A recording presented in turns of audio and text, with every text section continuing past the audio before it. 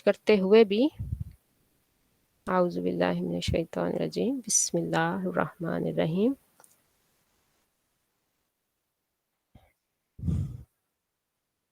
وماذا علیہم لو آمنوا باللہ والیوم الآخر وانفقوا مما رزقهم اللہ وکان اللہ بہم علیما وماذا علیہم، اور کیا ہے انہیں، what's wrong with them، ٹھیک ہے نا۔ اللہ تعالیٰ کہتا ہے کہ کیا ہو گیا ہے انہیں جو یہ سارا کچھ کرتے ہیں، جو پیچھے گزر چکا ہے،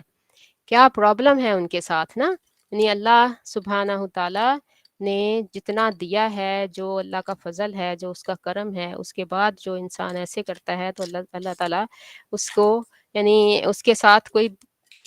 پرابلم ہے، اس کو کسی بھی طرح کی عقیدے کی، اس کو کوئی ایموشنل، اس کو کوئی سائیکولوجیکل پرابلم ہے جو وہ یہ سارا کچھ کرتا ہے۔ وا، اور ما کیا ہے، زا علیہم، و ما زا کیا ہے ان کے ساتھ، علا پر، ہم ان، لو اگر، کیا مشکل تھا ان کے لیے، کیا پرابلم تھی ان کو، لو اگر، آمنو ایمان لاتے، باللہ اللہ پر، والیوم اور دن آخری آخرت کا، وانفقوا اور خرچ کرتے، من ما، من اور ما یہاں پہ ہوتا ہے، یہ اس کو دوبارہ ہم دیکھ لیتے ہیں، کافی دفعہ میں نے اس کو ریپیٹ کیا کہ جہاں پہ مما ہوتا ہے تو دوسرا جو نون ہے من کا، وہ میم میں بدل کے تو پھر شدہ لگ جاتا ہے، تو وہ ہوتا ہے من سے ما، جو اس میں سے جو رزقا رزق دیا، ہم انہیں، اللہ نے، و اور کانا ہے، اللہ بھی ساتھ، ہم ان کے، یعنی ان کے بارے میں، علیما جاننے والا، اور اللہ اس کو اچھی طرح سے جاننے والا ہے۔ اللہ سبحانہ وتعالیٰ کہہ رہے ہیں کہ ان کے ساتھ کیا ہے، کیا مسئلہ ہے ان کو، لو آمنوا باللہ والیوم الآخر۔ پچھلی جو 2 آیتیں تھیں اس میں خرچ کے بارے میں ذکر ہوا۔ پہلی وہ تھی جس میں بخل تھا، وہ چیز نہ دینا جس کا دینا فرض تھا، یعنی یہ بات ہمیں بہت اچھی طرح سے سمجھنی چاہیے، کیونکہ سم ٹائم یہ ہوتا ہے کہ ہم جو ہے بخیل اس کو کہتے ہیں کہ جو صرف خرچ نہ کر رہا ہو، ہمیں نظر نہ آ رہا ہو کہ وہ بہت خرچ کر رہا ہے، اور وہ جو عام جو زندگی میں لوگ شو آف کرتے ہیں، یا جہاں پہ نہیں بھی خرچ کرنا ہوتا وہاں پہ بھی بہت خرچ کرتے ہیں، اور اگر اللہ نے بہت دیا ہو تو ہم کہتے ہیں کہ واہ بھائی واہ، اس نے تو بڑا زبردست کیا، بہت خرچ کیا۔ اور ایک بندہ ہے جو ایسی چیزوں پہ خرچ نہیں کرنا چاہتا لیکن وہ اللہ کے راستے میں بہت دیتا ہے، یا اس کو، تو ہم اس کے بارے میں جو ہے اس کو بھی بخیل کہہ دیتے ہیں۔ تو ایسی بات نہیں، یہاں اللہ سبحانہ وتعالیٰ نے یہ بات بخیل کا خاص طور پہ یہ میننگ ہے عربی زبان میں کہ جہاں خرچ کرنا چاہیے، جہاں فرض ہے، جیسے زکوٰۃ دینا، اللہ کے راستے میں خرچ کرنا، صدقات عطا کرنا، جو چیزیں جہاں پہ اللہ نے خرچ کرنے کے لیے کہا ہے، اپنے بچوں پہ، بیویوں پہ، اور دوسرے جو معاشرے کے لوگ ہیں جو کمزور ہیں ان کے اوپر، وہاں جو خرچ نہیں کرتا، اور اپنے اللہ تعالیٰ میں اگلی آیت میں اسی لیے فوراً کہا گیا کہ وہ خرچ کرتے ہیں، لیکن کہاں، جہاں پہ دکھاوا ہو سکے، جہاں پہ لوگ دیکھ سکیں۔ تو یہ ساری باتیں کرنے کے بعد اللہ سبحانہ تعالیٰ کہہ رہا ہے کہ ان کے ساتھ کیا پرابلم ہے، کیا مسئلہ ہے ان کو، کہ لو آمنوا اگر وہ ایمان لاتے، باللہ والیوم الآخر اور آخرت کے دن پر، وانفقوا مما رزقکم اللہ اور اس میں سے خرچ کرتے جو اللہ تعالیٰ نے ان کو دیا تھا، وکان اللہ بہم علیم اور اللہ تعالیٰ سب کو اچھی طرح سے جانتا ہے۔ یعنی مطلب اس کا کیا ہوا کہ یہ ساری چیزیں کب ہوتی ہیں، جب انسان کے ایمان میں کمزوری ہوتی ہے، ایمان کی کمزوری کی وجہ سے بخل ہوتا ہے، ایمان کی کمزوری کی وجہ سے ریاکاری ہوتی ہے، ایمان کی کمزوری کی وجہ سے شیطان آپ کا ہمیشہ کے لیے ساتھی بن جاتا ہے، وہ ساتھی کرین، وہ ساتھی جو ہر وقت آپ کے ساتھ لگا رہے، ہر وقت آپ کو کمپنی دے، اس کو کہتے ہیں کرین، قریب رہنے والا۔ تو اللہ سبحانہ وتعالیٰ کہہ رہے ہیں کہ یہ سارا کچھ کیوں ہوتا ہے کہ ان کا اللہ اور یوم آخرت پر ویسا ایمان نہیں ہے جیسا ہونا چاہیے۔ اگر ایسا ہوتا، اگر وہ ایسا ایمان رکھتے اور پھر جو اللہ نے ان کو دیا تھا اس کو اس طرح سے خرچ کرتے جس طرح سے اللہ نے ان کو کہا تھا، نہ ریاکاری کرتے، نہ بخل کرتے، تو پھر کیا تھا کہ اللہ تعالیٰ ان ساری چیزوں کو بہت اچھی طرح سے دیکھ رہا ہے اور جان رہا ہے، دیکھنے والا ہے، اس میں کسی کو دکھانے کی ضرورت نہیں تھی، اور کسی کے ساتھ کسی ایسی اندر سے جو ہے نا فیلنگ کی ضرورت نہیں تھی کہ دے بھی دیا ہے کسی کو پتہ ہی نہیں چلا، یا پھر جو ہے نا کہ اوہو اتنا دینا پڑ جائے گا، اب یہاں پہ بھی مجھے دینا ہوگا، یہاں پہ بھی میں دوں، وہاں تو دیا تھا اب یہ پھر مانگ رہے ہیں۔ تو ایسی جو چیزیں ہیں وہ ساری کیا ہے کہ اس کو نہ پیش آتی، اور جو بھی اندر آپ کے جذبات احساسات ہوتے ہیں، خیالات آتے ہیں، اللہ ان سب کو اچھی طرح سے جانتا ہے۔ اسی لیے کہا کہ جو 10 سے لے کے 700 گنا تک اللہ دیتا ہے، کیونکہ جو دے کے دیتے وقت، دینے کے بعد جو ہمارے خیالات ہوتے ہیں، جو نیتیں ہوتی ہیں، جو ہمیں ہمارے خدشات ہوتے ہیں، یا جو سکون ہوتا ہے، اس کے حساب سے اللہ تعالیٰ اس میں اجر میں اضافہ فرماتا ہے اور کمی کرتا ہے۔ تو اللہ سبحانہ تعالیٰ ہمیں زیادہ اجر لینے والوں میں سے بنائے، آمین یا رب العالمین۔ ان اللہ، بے شک، اب اللہ اپنے بارے میں بتا رہے ہیں کہ اللہ تو وہ ہے، انا، بے شک، اللہ، اللہ، لا نہیں، یظلم، ظلم کرتا، مسکال، برابر، مسکال وزن کا پیمانہ ہے، تو مسکال ذرۃ، ذرہ، ذرہ سبحان اللہ عربی زبان میں ایسی چیز کو کہتے ہیں، ایسا جز کسی چیز کا جو اس سے زیادہ آگے چھوٹا نہ ہو سکے، یعنی الجزء الذی لا یتجزا، یعنی آخری جو کسی چیز کا وہ ہوگا پیس، جو اس کے بعد اس سے آگے اس سے چھوٹا نہیں ہو۔ جیسے عربی زبان میں سوری ذرہ، ہمارے ہاں ایٹم، یعنی اس کا ترجمہ اگر کیا جائے تو کیا ہے کہ ایٹم بھی ٹوٹ گیا، اس کے بھی یعنی کہ آگے جو ہے نا وہ پارٹس اور وہ سارا کچھ ہمارے سامنے آ گیا۔ لیکن سبحان اللہ عربی زبان میں دیکھیں کہ عربی زبان میں وہ چیز جس کا آگے اور کوئی، اس سب سے چھوٹی چیز جس سے چھوٹی اور کوئی چیز آپ بنا نہ سکتے ہو، اس میں سے نکل نہ سکتی ہو۔ وَإِن تَکُو، وا اور، ان اگر، تکو ہو، تکن تھا، تکو ہو گیا، کن یا کون والا جو ہے وہی لفظ ہے یہ، اور اگر ہو حسنتاً، نیکی، یعنی اگر کوئی نیکی کرے، نیکی لے کے آئے، یضاعفھا، یضاعف، بڑھا دے گا، زیادہ کر دے گا، اضافہ کر دے گا، ہا اس میں، ویؤتی، اور دے گا، من سے، لدن ہو، لدن ہو اپنے پاس سے، کون دے گا؟ اللہ سبحانہ وتعالیٰ۔ یعنی اگر کوئی نیکی لے کر آئے گا تو اللہ تعالیٰ اس کو بڑھائے گا، پہلے تو اس کو بڑھائے گا، جو ہم نے پڑھا، بار بار پڑھتے ہیں کہ اللہ سبحانہ وتعالیٰ اجرن، اجر عظیمہ، بہت بڑا، کہ اللہ تعالیٰ جو ہے نیکیوں کو بڑھاتا ہے، اور اللہ تعالیٰ نے فرمایا قرآن میں ہی، من جاء بالحسنۃ فلہ عشر امثالھا، جہاں پہ اللہ تعالیٰ کہتا ہے کہ اگر کوئی برائی لے کر آتا ہے تو اس کو اتنا ہی دیا جاتا ہے، اس کا اجر، اس کا ثواب، اس کا بدلہ جتنی اس نے کی برائی۔ لیکن جب کوئی نیکی لے کر آتا ہے تو اللہ تعالیٰ اس کو، من جاء بالحسنۃ فلہ عشر امثالھا، تو جو نیکی لے کر آئے تو اس کے لیے اس طرح کی 10، یعنی اس کو اللہ تعالیٰ 10 گنا بڑھا دیتا ہے، اور پھر اس کے اوپر بھی خلوص اور محبت، اور پھر اس کے بعد جو اس کے ساتھ گزرتی ہے جو سکون، اور پھر جس طرح کی اس کی کیفیت ہوتی ہے، اس کے حساب سے اللہ تعالیٰ اس کو اس سے بھی کئی گنا بڑھاتا ہے جس کے لیے چاہتا ہے۔ سبحان اللہ، یہ اللہ تعالیٰ کی شان ہے، اس کی رحمت ہے، اس کا کرم ہے، ورنہ ہم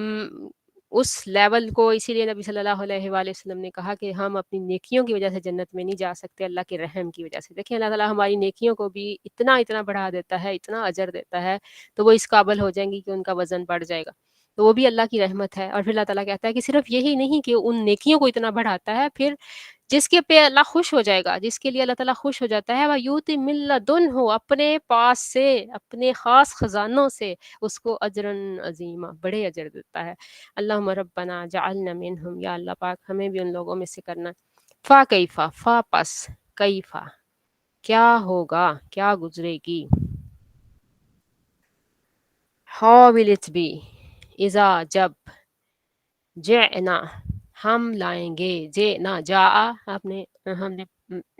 پڑھتے ہیں عربی زبان میں جاء آنا، جئنا لانا، جئنا ہم لائیں گے، نہ ہم، من سے، کل ہر، امت سے، بشہیدن گواہ، بجئنا اور، جئنا ہم لائیں گے، بکا آپ کو، علی پر، ہؤلاء ان سب پر، شہیدہ گواہ۔ سبحان اللہ، یہ وہ آیت ہے جس پہ نبی صلی اللہ علیہ وآلہ وسلم اتنا روئے تھے کہ آپ کی داڑھی مبارک تر ہو گئی تھی، اور حضرت عبداللہ بن مسعود رضی اللہ تعالیٰ عنہ سے، جو کہ بہت اچھا قرآن پڑھتے تھے اور بہت پسند کرتے تھے نبی صلی اللہ علیہ وآلہ وسلم ان کے انداز کو اور ان کی آواز کو، تو ایک دفعہ نبی صلی اللہ علیہ وآلہ وسلم نے ان سے کہا کہ مجھے آپ قرآن سنائیے۔ انہوں نے کہا اے اللہ کے نبی، میں آپ کو قرآن سناؤں؟ آپ پہ تو قرآن نازل ہوتا ہے۔ تو آپ نے فرمایا کہ مجھے سننا پسند ہے، اسی لیے قرآن کو سننے کی بہت اہمیت ہے۔ قرآن سننے سے دلوں میں اترتا ہے۔ بہت سارے لوگ صرف قرآن سن کے ہی ایسے اس میں ان کو سم ٹائم میننگ بھی نہیں سمجھ آ رہے ہوتے، تو لیکن وہ اتنے زیادہ اس کی لذت محسوس کرتے ہیں، اور کتنے لوگوں کو ہم دیکھتے ہیں، سنتے ہیں کہ وہ سننے کے بعد وہ اس کی طرف مائل ہوئے اور پھر انہوں نے اس کے بارے میں جانا اور مسلمان ہو گئے۔ اللہ نے اس کے اندر جادو رکھا ہے، طاقت رکھی ہے۔ ہمیں بھی قرآن سننا چاہیے۔ قرآن یاد کرنے کے لیے بھی، جو بھی آیات آپ یاد کر رہے ہوں اس کو اگر آپ، اور اب تو اتنی زیادہ چیزیں آ گئی ہیں کہ ہر کام اتنا آسان ہو گیا ہے، اب اس کو ریپیٹ پہ لگا دیں، وہ بار بار آیت جو ہے وہ آپ سنتے رہیں گے تو آپ کو یاد ہو جائے گی۔ اور اللہ تعالیٰ نے قرآن میں بھی بار بار اس بات کو کہ قرآن سنو اور خاموش رہو اور اس کے اوپر کان لگاؤ۔ اور پھر سورہ ملک میں بھی ہم پڑھتے ہیں کہ جب ان سے کہا جائے گا اور جب ان کو جہنم میں ڈالا جائے گا تو وہ کہیں گے کہ کاش ہم سنتے۔ تو سبحان اللہ، اس کو سننے کی بڑی اہمیت ہے۔ تو جب نبی صلی اللہ علیہ وآلہ وسلم نے جب حضرت ابن مسعود سنا رہے تھے اور جب وہ اس آیت پہ پہنچے تو نبی صلی اللہ علیہ وسلم نے کہا کہ اب بس کرو، یعنی اب اس سے آگے میرے سے برداشت نہیں ہو رہا۔ یعنی اس کا مطلب کیا ہے؟ کیوں اتنی زیادہ ان پہ یہ بھاری تھی؟ کیوں یہاں آ کے وہ رک جاتے تھے؟ کہ اللہ تعالیٰ کہہ رہا ہے کہ اس دن کیا ہوگا۔ یعنی ہم قیامت کے بارے میں سنتے ہیں، ہم اس کے بارے میں پڑھتے ہیں، کیا ہماری کیفیت ایسی ہوتی ہے؟ ہمیں کچھ اتنا اس طرح سے سوچ کے، اس طرح سے سمجھ کے، اس طرح سے اپنے آپ کو وہاں پہ لا کے کھڑا کر کے، کیا ہمارے اوپر کبھی یہ سارے حالات آتے ہیں کہ نہیں آتے؟ ہمیں یہ بھی سوچنا چاہیے کہ نبی صلی اللہ علیہ وآلہ وسلم جو تھے وہ بالکل یعنی کہ نا وہ سارا منظر تھا اس کو امیجن کر رہے تھے، وہ ان کی آنکھوں کے سامنے تھا کہ کیا ہوگا اس وقت نا، کہ جب ساری امتیں جو ہیں وہ لائی جائیں گی اور پھر ان کا رسول لایا جائے گا اور پھر وہ ان کے خلاف گواہی دے گا، جے نا بیکا اللہ اولائے، ان کے اوپر گواہی دے گا۔ جو ان میں سے ایمان لے آئے ان کے بارے میں بتائے گا کہ یہ ایمان لے آئے تھے، انہوں نے مان لیا تھا۔ جو نہیں لائے ان کے بارے میں وہ بتائے گا، اور پھر نبی صلی اللہ علیہ وآلہ وسلم کو سب کے اوپر اللہ اولائے، جو ادھر ہیں اس وقت وہ بھی اور جو پہلے بھی ہیں۔ قرآن کریم میں جہاں پہ بھی شفاعت کا ذکر آیا ہے ایک دفعہ آیا ہے یہ، اور اس میں بھی اس طرح سے کہ جس کے لیے اللہ چاہے، لیکن یہ جو مضمون ہے یہ بار بار آیا ہے کہ اللہ تعالیٰ جو ہے تمہارے اوپر یعنی خلاف گواہی ہوگی کہ تم لوگوں نے تمہیں پہنچایا تھا اور پھر اس کے بعد بھی تم نے نہیں مانا، اور پھر اس کے بعد جن کو آگے بعد میں پہنچانے کا جن کے ذمے لگا گئے تھے، جیسے نبی صلی اللہ علیہ وآلہ وسلم نے کہا ان العلماء ورثۃ الانبیاء، کہ جس کو اللہ نے علم دیا ہے، جو بھی ہے جتنا بھی علم ہے آپ کے پاس، وہ کیا ہے؟ نبیوں کے وارث ہیں۔ اب ان نبیوں کی وراثت آگے جو پہنچانی ہے وہ انہوں نے پہنچانی ہے۔ جو آپ کے پاس علم ہے اس کو، لیکن اس کے اوپر اچھی طرح سے شرح صدر ہونی چاہیے ہمیں۔ سم ٹائم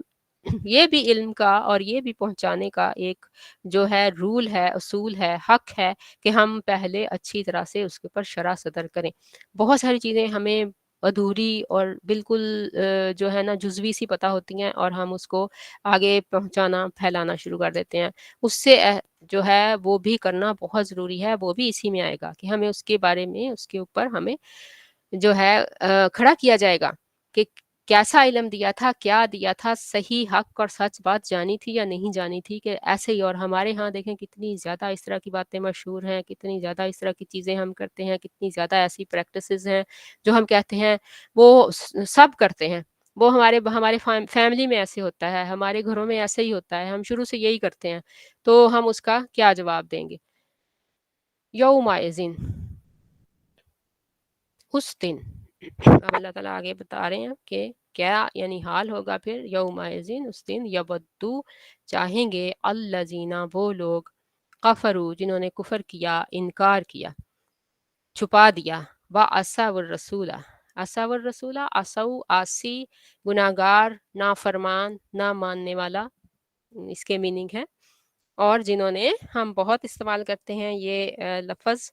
نعتوں میں بھی اور اس طرح، تو اس کا مطلب کیا ہوتا ہے؟ نافرمانی کرنے والا، جس نے نافرمانی کی، جس نے جو بات کہی گئی تھی اس طرح سے نہیں کی، جو طریقہ بتایا گیا تھا اس کے مطابق نہیں کیا، تو اب ہمیں مطلب پتہ ہی نہیں ہے، ہم اس کی گہرائی میں گئے ہی نہیں، ہم صرف ایک لفظ جو ہے اس کو بڑے اس سے وہ پڑھتے ہیں، سنتے ہیں، جھوم جھوم کے گاتے ہیں، لیکن ہمیں یہ نہیں پتا کہ جو چیز جس سے ہمیں منع کیا جا رہا ہے، جس کے ہمیں کانسیکوینسز بتائے جا رہے ہیں، جس کے ہمیں عذاب کے بارے میں مطلع کیا جا رہا ہے، ہم وہی کر رہے ہیں۔ اور وہ جو وَعَصَوْا الرَّسُولَ، اور جنہوں نے نافرمانی کی، الرسولہ، رسول کی، کیونکہ رسول کی نافرمانی کرنے سے کیوں کفر لازم آئے گا؟ کیونکہ رسول وہی بتا رہا ہے جو اللہ نے اس کو بتایا ہے، وہ اللہ کی فرما برداری کرنے کے لیے کہہ رہا ہے، وہ اللہ کی فرما برداری کروانے کے لیے آیا ہے، وہ جو بھی بتا رہا ہے وہ اللہ کی طرف سے بتا رہا ہے۔ تو پھر کیا ہوگا کہ وہ لوگ جنہوں نے انکار کر دیا اور نافرمانی کی، نہیں مانی رسول کی بات، اس طرح سے نہیں کیا جس طرح سے رسول نے کہا تھا، تو ان کے ساتھ وہ کیا چاہیں گے؟ لو، کاش، تصوا، برابر ہو جاتی، بھی، ساتھ، ہم، ان کے، کہ برابر ہو جائے ان کے ساتھ الارض، زمین۔ اگر بہت کوئی غلط کام، برا کام، بے حیائی کا کام ہو جائے، کوئی ایسی بات ہو جائے اور رنگے ہاتھوں بندہ پکڑا جائے یا ایسے، تو کیا ہوتا ہے کہ اب کوئی بہانہ بھی نہیں بنانے کی سچویشن، کوئی بات بھی نہیں دماغ میں آ رہی اور شرمندگی کی حد ہے، تو کیا اب زمین پھٹ جائے اور ہم اس کے اندر چلے جائیں تاکہ جو ہے نا کوئی اس کا جواب نہ دینا پڑے۔ لیکن یہ کیفیات ختم ہوتی جا رہی ہیں، کیوں؟ کیونکہ ہر چیز اتنی زیادہ اوپن ہو گئی ہے، اپنے ہم اتنے ڈی سینسیٹائز ہو گئے ہیں کہ ہمیں کوئی اس طرح کی چیزیں جو ہے نا اب سمجھ میں نہیں آتی۔ اللہ سبحانہ تعالیٰ ہمارے حال پہ رحم کرے، ہم اپنی ارد گرد دیکھیں، اپنی حکومتوں کو دیکھیں، اپنے لوگوں کی باتوں کو دیکھیں، یعنی اتنی ڈھٹائی سے، اتنی بے شرمی سے، اتنی بے حیائی سے جو خود کیا ہوا ہے، جس کے ثبوت ہیں، اور وہ جو ہے زبان سے اس کو ڈینائی کرنے کے لیے اور پھر اس کے الٹ بات کرنے کے لیے متضاد جو ہیں وہ چیزیں نکال نکال کے لوگوں کو شکوک و شبہات میں کنفیوز کرنے کے لیے ہم یہ سارا کچھ کر گزرتے ہیں اور اس دن سے نہیں ڈرتے۔ لیکن اللہ سبحانہ و تعالیٰ کہہ رہا ہے کہ یہ یہاں پہ تو یہ سارا کچھ ہو جائے گا، اگر یہ احساس یہاں پہ نہیں ہے، اگر یہ بات یہاں پہ نہیں تمہیں فیل ہو رہی ہے اور تم اتنے ڈی سینسیٹائز ہو گئے ہو، لیکن ایک دن آئے گا، یوم اذن، ایک دن ایسا آئے گا، یود الذین، چاہیں گے وہ لوگ جنہوں نے انکار کیا اور اللہ کے رسول کی نافرمانی کی، کہ کاش زمین جو ہے ان کے ساتھ ان کو اندر لے کے برابر ہو جائے، کہ وہ اس کے اندر چلے جائیں اور زمین برابر ہو جائے، پھر کوئی ان کو دیکھ نہ سکے اور کسی بات کا جواب نہ دینا پڑے۔ لیکن تب دینا پڑے گا، پھر اب تو نہیں مانتے، اب تو نہیں جواب دیتے، اب تو نہیں، اب تو انکار کری جاتے ہیں، اب تو بیوقوف بنائی جاتے ہیں، ساری دنیا کو دوسروں کی آنکھوں میں دھول جھونکنے کی کوشش کرتے ہیں، اور اتنے زیادہ ڈھیٹ بن جاتے ہیں کہ اگلا بندہ جو ہے وہ سر پیٹنے والا ہو جاتا ہے اور ان کو احساس نہیں ہوتا، شرم نہیں ہوتا، لیکن اس وقت یہ نہیں ہو سکے گا۔ ولا یکتمون اللہ حدیثا، ولا، اور لا، نہیں، یکتمون، چھپا سکیں گے، پھر نہیں کچھ بھی چھپ سکتا، اب تو چھپا گئے،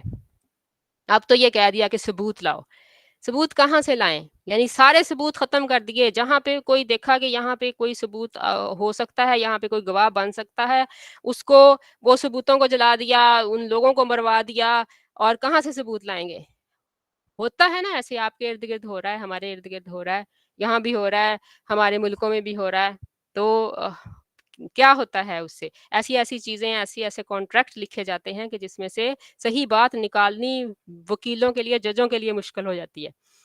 اتنے زیادہ کنفیوزنگ طریقے سے ان کو لکھا جاتا ہے۔ تو اللہ تعالیٰ کہتا ہے کہ یہ سارا کچھ دنیا میں کر کے آئے ہو نا، ہو گیا،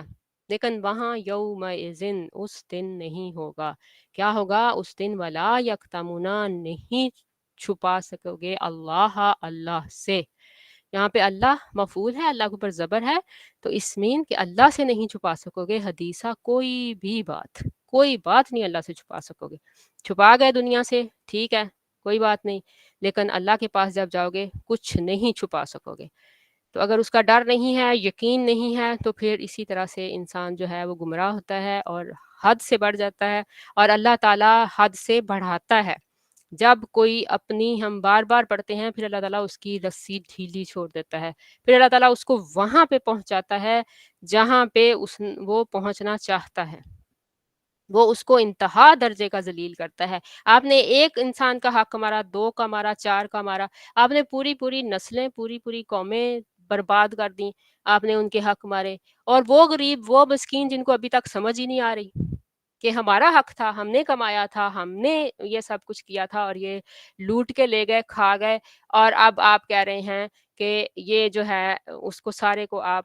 پھر بھی اس کے باوجود بھی اچھے اور سچے بنے ہوئے ہیں، تو اس دن یہ نہیں ہو سکے گا۔ اور جن کو سمجھ نہیں آتی ان کو بھی سمجھنا چاہیے۔ نبی صلی اللہ علیہ وآلہ وسلم کی آپ سیرہ کو پڑھیں، وہاں پہ بھی کنفیوز لوگ تھے، پھر اللہ تعالیٰ کہتا ہے، پھر ہم اللہ سے ہدایت مانگیں کہ اللہ تعالیٰ مجھے صحیح بات سجھا دے، مجھے حق دکھا دے۔ اور نبی صلی اللہ علیہ وسلم نے اتنی دعائیں سکھائیں ہمیں اسی لیے کہ ہم وہ دعائیں کرتے رہیں کہ اللہم آرنا حق کا حق، اللہ تعالیٰ مجھے حق کو ہر حق کر کے دکھا۔ کئی لوگوں کو واقعی بات سمجھ ہی نہیں آتی، اور آپ خود بھی حیران ہوتے ہیں، اور اللہ سبحانہ و تعالیٰ ہمیں صحیح بات کی توفیق دے، صحیح کرنے کی، صحیح سمجھنے کی، اور اپنی آخرت کو محفوظ کرنے کی۔ یا ایھا الذین آمنو، اے وہ لوگو، آمنو جو ایمان لائے ہو، یا ایھا الذین، اے وہ لوگو، آمنو جو ایمان لائے ہو، لا تقربو، نہ تم قریب جاؤ، الصلاۃ، نماز کے، اور تم ہو سکارا، نشے میں، حتی، یہاں تک کہ تعلموا، تم جان لو، کیا جان لو تم؟ ما تقولون، جو تم کہہ رہے ہو، ما جو، تقولون تم کہہ رہے ہو، ولا اور نہ، جنوبن، جنبی یعنی جس کو، جو ناپاک ہے، الا سوائے، آبری عبور کرنے والا، سبیلن راستہ، یعنی جو راستے میں ہو، جو سفر میں ہو، حتیٰ یہاں تک کہ تغتسلوا، تم غسل کر لو، وَإِنْ اور اگر، تم ہو، مردہ، مریض کی جمع، بیمار، او یا، علی پر، سفرن سفر، او یا، جا تم آئے، یا آئے، احدن ایک، من سے، کم تم، یا آئے تم میں سے کوئی ایک، من سے، الغائط، غائط نیچی جگہ سے، یعنی غائط عربی زبان میں کہتے ہیں جو جگہ نیچی ہو، جیسے کھڈ ہوتے ہیں، جیسے اونچی نیچی جگہ میں جو نیچے نشیبی علاقے ہوتے ہیں ان کو غائط کہتے ہیں۔ تو یہ بالکل اسی طرح سے ہے، اللہ تعالیٰ نے ہم قرآن سے یہ سارے ایٹیکیٹس سیکھتے ہیں، یہ ہم سبحان اللہ اخلاق سیکھتے ہیں کہ جو ایسی انسان کی باڈی پارٹس ہوتے ہیں، پرائیویٹ پارٹس جو ہوتے ہیں، یا جو ایسی جگہیں ہوتی ہیں، ان کا ڈائریکٹ نام لینے کی بجائے ان کا جو ہے اس طرح سے ان کے لیے کوئی تمثیل، کوئی مثال، یا کوئی ایسی بات جو ہے ایسے طریقے سے اس کو لیا جاتا ہے کہ جو آپ کو سمجھ آ جائے کہ یہ بات کیا ہو رہی ہے۔ یعنی جیسے ہم کہتے ہیں ٹوائلٹ جانا، ہم ٹوائلٹ جا رہے ہیں، مجھے ایک آیا ہے، مجھے دو آیا ہے، بچے کہتے ہیں اس طرح کی چیزیں، تو یہ بالکل اسی میں ہے کہ وہ کیونکہ عام طور پہ اس زمانے میں ظاہر ہے واش رومز نہیں ہوتے تھے، تو وہ ایسی نیچی جگہوں پہ جا کے لوگ جو ہے وہ، کہ جہاں پہ اونچی جگہ نہ ہو، جہاں پہ بیٹھ کے وہ رفع حاجت کر رہے ہیں، کوئی کسی کو نظر آئے، تو اس کی وجہ سے اس کو یہ لفظ استعمال کیا گیا کہ جو نیچی جگہ سے ہو کے آئے، او یا، لامستم، لامستم تم نے چھوا ہو، النساء عورتوں کو۔ اب یہاں پہ بھی صرف عورت کو ٹچ کرنا نہیں ہے، ظاہر ہے، اور نہ ہی یہ ہے کہ اس میں نامحرم کی کوئی بات ہے۔ کئی لوگ کہتے ہیں کہ نامحرم کو اگر ٹچ کر لو تو پھر آپ کے اوپر یہ بات بالکل غلط ہے۔ یہاں پہ اللہ تعالیٰ نے یہ بھی اسی طرح سے کنایے کے طور پہ استعمال ہوا ہے کہ تم نے میاں بیوی کا ریلیشن، جو شوہر کا اور بیوی کا ریلیشن ہوتا ہے، اس کو قائم کیا ہے۔ فلم تو پس نہ، تجدو تم پاؤ، تجدو تم پاؤ، ما ان پانی، فتیممو تو پس قصد کر لو، ارادہ کر لو، یعنی تم کیا کرو، تیمم کر لو، سعیدن طیبن، سعیدن جو اس کا نا فیس آف ارتھ، یعنی اونچی جگہ، جو اوپر والی جگہ ہے اس کا. تاسعدون ہم نے پڑھا تھا جب ہم نے پیچھے پڑھا تھا سورہ غزوہ احد کے بارے میں، اس میں تھا اس تصعدون ولا تلوون علی احد، کہ جب تم چڑھے جا رہے تھے، اوپر جا رہے تھے اور نہیں مڑ کے دیکھ رہے تھے. تو سعیدہ یعنی اوپر والی، اسی لیے اس کا جب ہم ابھی کرتے ہیں اس کو تفصیل، تو اس میں تھوڑا سا اس کی آئے گی طیبن پاک. فمسحو پس مسح کرو، بوجوہکم بی ساتھ، وجوہ چہرے، کم تمہارے، با اور ایدیکم اپنے ہاتھوں کا، ایدی ید کی جمع، ایدن یدن ہاتھ، اور ایدی جمع ایدیکم اور اپنے ہاتھوں کا. انا بے شک اللہ اللہ کانا ہے عفواً معاف کرنے والا، غفورا رحم کرنے والا.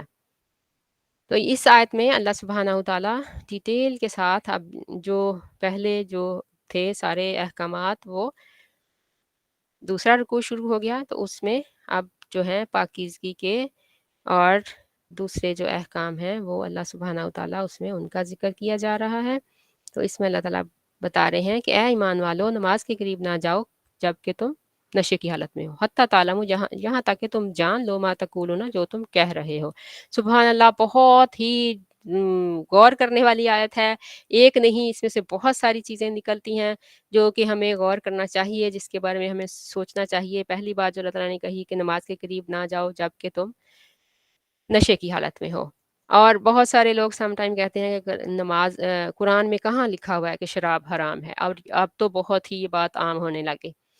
تو اس میں دیکھیں قرآن میں جو ایک تو اس کے بعد جو آیت آئی جس کے بعد بالکل اس کو حرام کر دیا گیا، اس میں اللہ تعالیٰ کہ شیطانی کاموں میں سے ہے، فجتنبوہ، اور اس سے دور رہو، ٹھیک ہے. اور اس کے بعد نبی صلی اللہ علیہ وسلم نے فرمایا کل مسکرن خمرن و کل خمرن حرام. لٹرلی وہ لفظ حرام استعمال کیا کہ ہر جو نشہ پیدا کرنے والی چیز ہے. اب اس وقت اگر کوئی چیز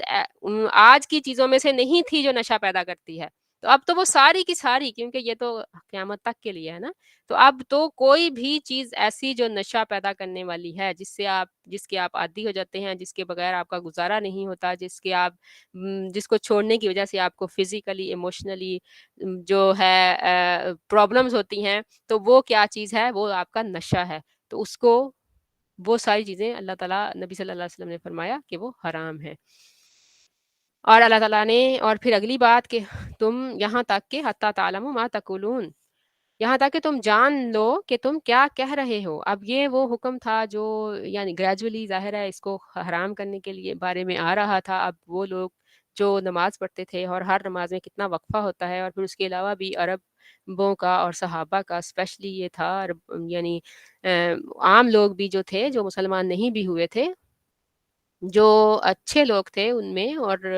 ان کی یہ پریکٹس تھی دین ابراہیمی پہ جو اپنے آپ کو سمجھتے تھے، کہ جب بھی کوئی بات ہوتی تھی تو نماز پڑھ کے، نفل پڑھ کے. اور جب صحابہ نے تو پھر ظاہر ہے خاص طور پہ یہ پریکٹس شروع ہو گئی، قرآن نازل ہونا شروع ہو گیا، قرآن سے وہ آیات پڑھتے تھے، اور پھر کوئی بھی بات ہوئی شکر کے لیے، حاجت کے لیے، کوئی اللہ سے کچھ مانگنے کے لیے، تو وہ جو ہے جس کو کہتے ہیں نا نماز پڑھنے کے بہانے ڈھونڈتے تھے. تو پھر ایک بندہ جو اتنا زیادہ اس میں انوالو ہو، اور وہ کیسے نشہ کر سکتا ہے نا کہ نشے. اور پھر اللہ تعالیٰ کہہ رہے ہیں کہ حتیٰ تعلموا ما تقولون، یہاں تک کہ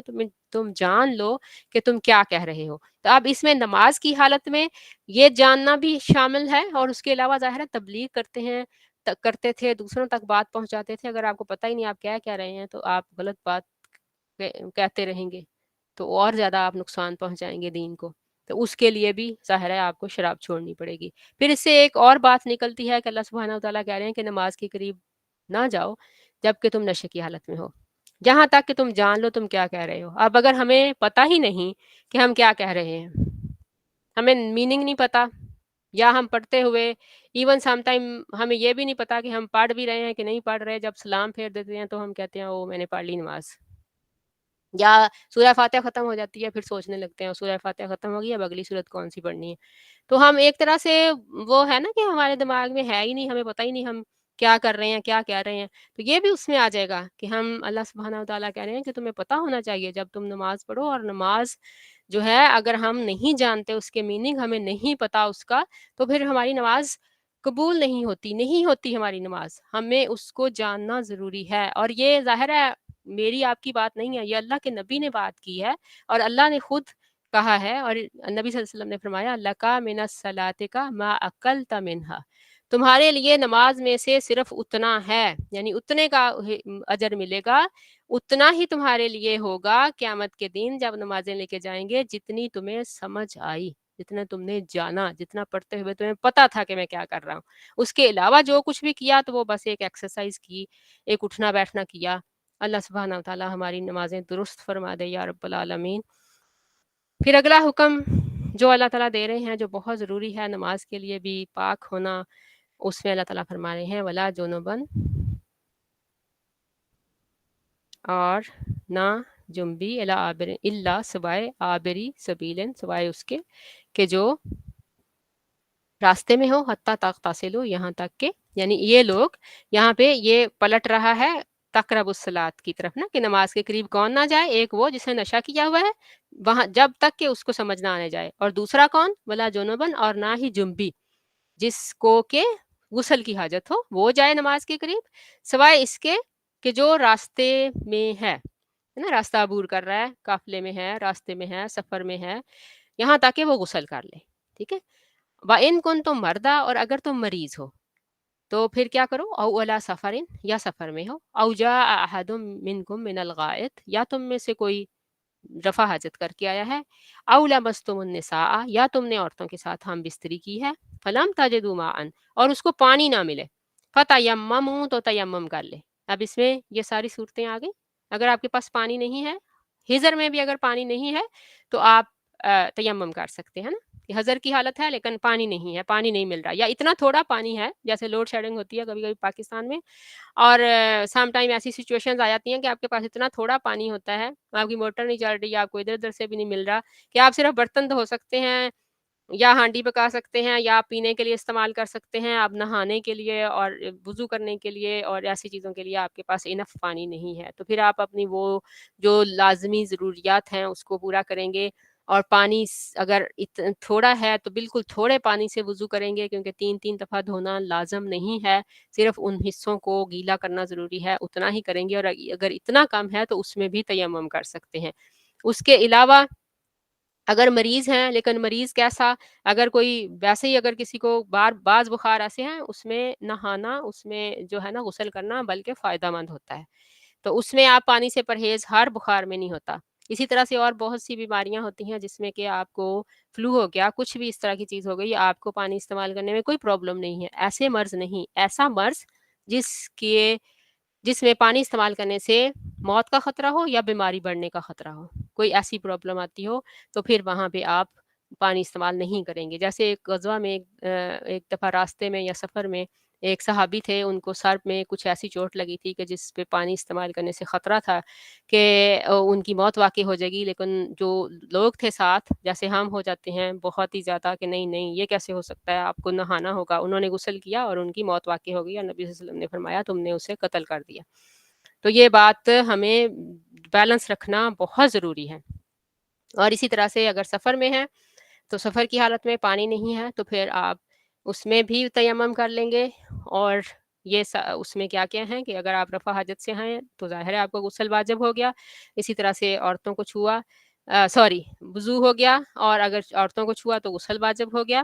اور جو تم میں سے پانی نہ پائے فتیمموا، تو تیمم کرے، سعیدن، پاک مٹی سے، طیبن. تو اس میں اسکالرس کا یہ میں کہہ رہی تھی کہ اس لفظ میں تھوڑا سا ہے جس کی وجہ سے اسکالر کا تھوڑا سا اختلاف ہے